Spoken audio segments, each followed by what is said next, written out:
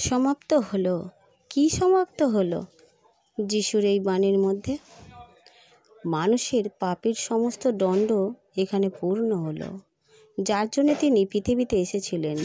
যদি তিনি নিজেকে বাঁচানোর জন্য ক্রুশ থেকে নেমে আসতেন, তাহলে মানুষের পাপের দণ্ড পূর্ণ হতো না। তাই ঈশ্বর মানুষকে নরকের হাত থেকে রক্ষা করতে পারতেন না ন্যায়ের বিচারে।